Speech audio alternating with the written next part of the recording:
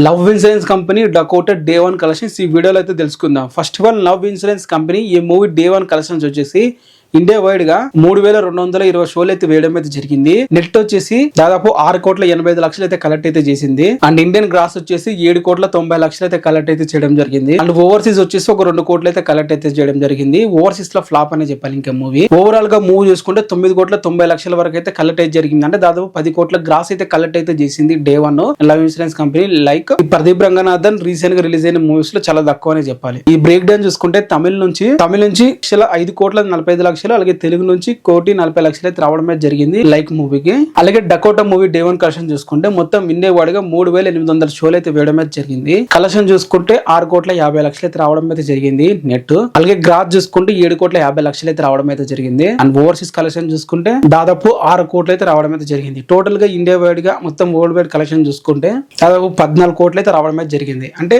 Love insurance company కన్నా డకోటాకి ఎక్కువ collections అయితే రావడం అయితే జరిగింది. సో లవ్ ఇన్సూరెన్స్ కంపెనీ అటు ఓపెనింగ్ వైజ్ టాక్ వైజ్ కూడా కొంచెం వెనకబడ్డదని చెప్పాలి. మరి డకోటా మూవీ కొంచెం యావరేజ్ టాక్ అయితే నడుస్తుంది. మరి రెండు కూడా యావరేజ్ టాక్ లే ఉన్నాయి. మరి ఏ మూవీ ఇంకా ముందుకెళ్ళి ఇంకా ఎక్కువ కలెక్షన్స్ కలెక్ట్ చేస్తుంది అనేది చూడాలి. ఈ డకోటా వచ్చేసి హిందీలో రిలీజ్ అయితే చేశారు. తమిళ కన్నడ ఎక్కడ రిలీజ్ చేయలేదు. హిందీలో వచ్చేసి 90,00,000 నెట్ అయితే కలెక్ట్ అయితే చేసింది.